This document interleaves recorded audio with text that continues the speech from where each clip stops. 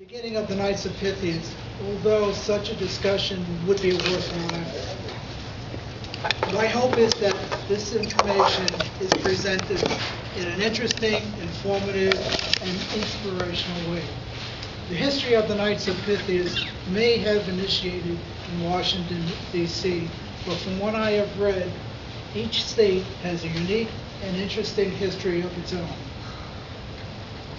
From the beginning, over the years, there have been countless competent brothers who have contributed to the history and the success of the order. Tonight's discussion will focus on two brothers, Justice Henry Rathbone and Samuel Reed. Later I will discuss two states, California and New Jersey. Most of my information comes basically from two sources. The Pythian Knighthood by James R. Carnahan, published in 1881 or 1889. Mr. Carnahan was the commander of the uniform rank. In or around the year 1881, he had an extensive interview with Justice Rathbone. In the interview, Justice discusses his early years and the beginning of the order. There is a book by Pythian History published in 1904 by William D. Kennedy. Mr. Kennedy was a past Supreme Representative.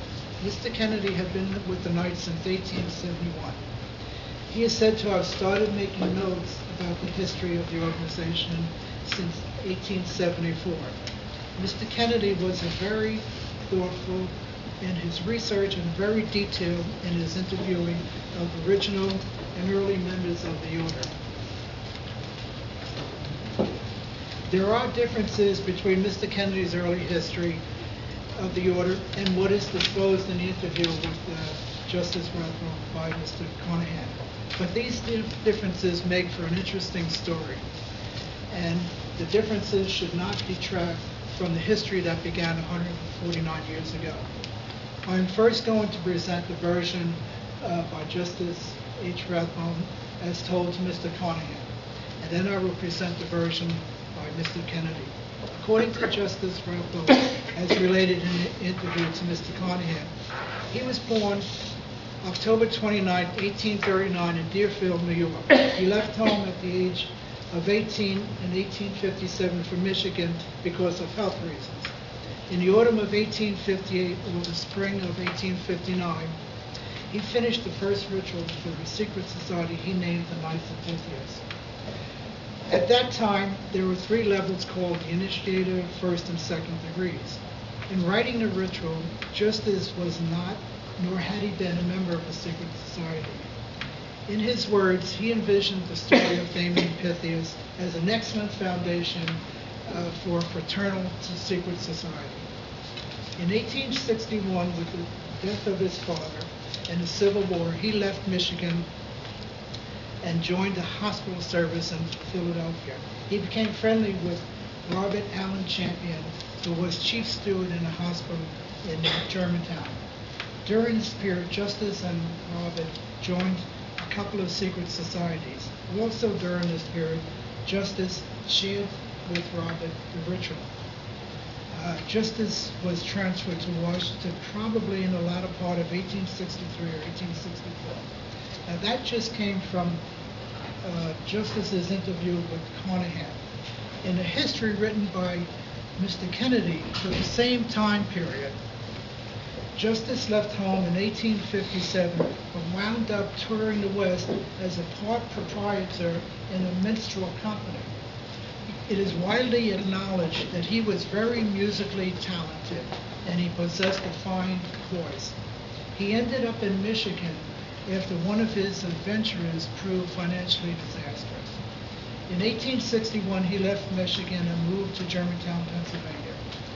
On July 21, 1863, he was ordered to enlist in Philadelphia with an artillery recruiting officer. After enlisting, he was appointed hospital steward and ordered to report to Washington, D.C. It was in the fall of 1863 that Justice started writing the ritual and choosing a name for the fraternal society.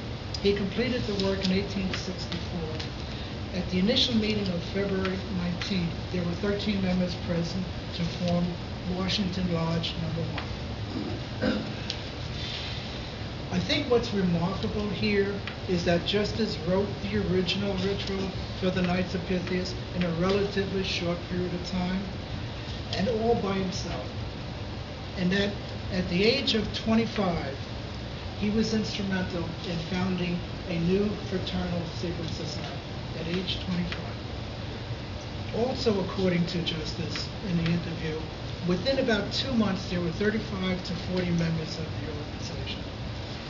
According to Justice, whose title was Worthy Chancellor, major disagreements arose between himself and a Mr. Plant, who was the venerable patriarch. Justice felt compelled to withdraw from the order. At the meeting of March 25, 1864, Mr. Kennedy puts the date as April 21, 1864. Also, according to Justice, he was requested to return to the order by the then present past Supreme Chancellor Edward Dunn. He returned to Franklin Lodge Number 2 on April 30, 1866. Upon his return, a committee was formed with Justice being the chair to rewrite the rituals. Justice rewrote the entire rituals. The committee presented the rituals to the lodge, and they were approved. From 1864 to 1866, there were several lodges. Franklin Lodge Number 2 was instituted in 1864. Columbia Lodge Number 3 was instituted in 1864. Potomac Lodge Number 4 was instituted in 1864. Mount Vernon Lodge was instituted in 1866. Liberty Lodge in 1866. And Webster Lodge in 1866. Justice was again to leave the order during the years from 1870 through 1875. He did not attend any sessions of the Supreme Lodge. He returned to the Supreme Lodge in August of 1876. From that time until his death in December 1889, he was an active member and a traveling lecturer, crisscrossing the country promoting the order. In a memorial service for Justice, past Supreme Representative Walter B. Ritchie said, "Brother Rathbone was human, and in his humanity our order had its birth. It was because he was human and appreciated the value, worth, and need of friendship of others, because he saw the necessity of charity, because he saw the need of benevolence. He took the old Grecian story of Damon and Pythias and made every word of it a flower, every line of it a gem, and every page a jewel." What I find impressive is the devotion and energy of this talented man in promoting the order. For example, while in pain, he gave his last lecture in Ohio a few days before he passed. Equally impressive was the impact he had on his fellow brothers, as evidenced by on July 26, 1899, at the dedication of the Rathbone Monument, Grand Chancellor of New York Charles T. Goodrich said, "When Justice Henry Rathbone died, he bequeathed neither silver nor gold. He bequested to the world, what he bequested to the world was a civic organization whose eternal principles are peace and goodwill."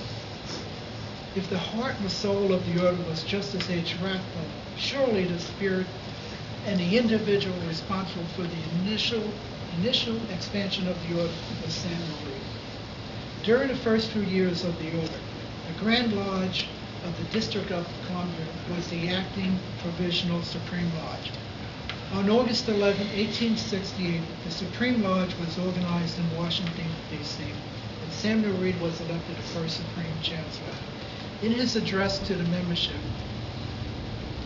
Supreme Chancellor Reed identified that Grand Lodges were established in the District of Columbia, Pennsylvania, New Jersey, Maryland, and Delaware, and subordinate lodges in New Orleans, Richmond, and New York City.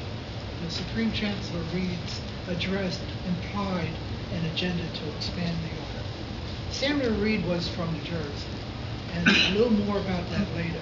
One of the first issues the Supreme Lodge faced was a matter regarding the newly created Supreme Pythian Library, SPK. This is a very interesting story, but not for tonight. The issue is noted here to identify a very difficult period during the order's history. What is important, though, is that the order eventually worked through this difficulty. Samuel Reed was Supreme Chancellor from 1868 to 1872. In that time, he was very active in expanding and promoting the order. He introduced many individuals to the order. One of the individuals was actually William D. Kennedy.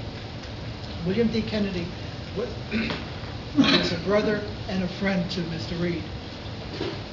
He wrote wisely at the very threshold of his administration. The Supreme Lodge endowed him with plenary powers. To him were given the keys to every door. All dispensing powers were his. He was authorized to make knights at sight, and he did, and sometimes even out of sight. And where the power required was not expressed, he accepted it as understood. Anyway, as he understood. Though on the surface, history does not evidence that the spread of the order was directly attributable to him, nevertheless we know that to the many methods of propagation, lawful, otherwise, and doubtful, adopted by Brother Samuel Reed, was due to the rapidity during 1868 to 1872, the order spread from sea to sea. Brother Reed was not re-elected as Supreme Chancellor in 1872, but by his efforts, the order expanded. There's a couple of interesting stories. The initiation and organization of California was interesting to me. Hopefully you find some interest in it. On July 13, 1868, while in Washington, John Stratman, Esquire, was initiated and received appointment as Deputy Grand Chancellor for the state of California. He traveled then to California with the purpose of establishing lodges. After a wait, he waited for lodge paraphernalia to come before establishing any lodges. After the wait, he traveled from California to New York to obtain a set of paraphernalia. At that time, 1868, was still before the transcontinental railroad, so travel from California to New York was not an easy task.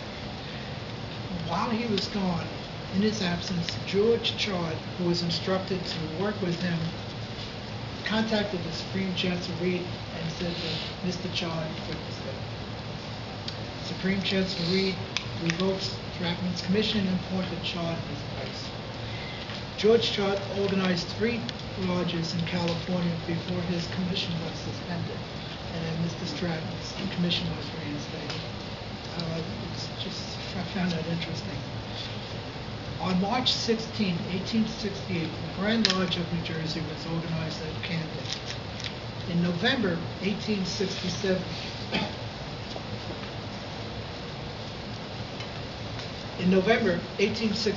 there was a little friendly competition to become the first lodge in New Jersey, the state of New Jersey, between Damon Lodge of Camden and the Jersey Lodge in Mount Holly. Both were applying to be the #1 lodge. Prior to submitting an application, the members of Damon Lodge went to Philadelphia to go through the process to become knights, and on November 28, 1867. And then they submitted their application to become Damon Lodge #1 of New Jersey. The members of New Jersey Lodge on November 20th, 1867, submitted their application to become New Jersey Lodge #1 without being members of the knighthood. The first lodge, so New Jersey Lodge #1 became the first lodge. The first lodge, since they were not knights, on December 10th, 1867, the charter members received their 3 ranks. At that time, the initiation was individual. So it was at 3 a.m. that the last member was initiated from the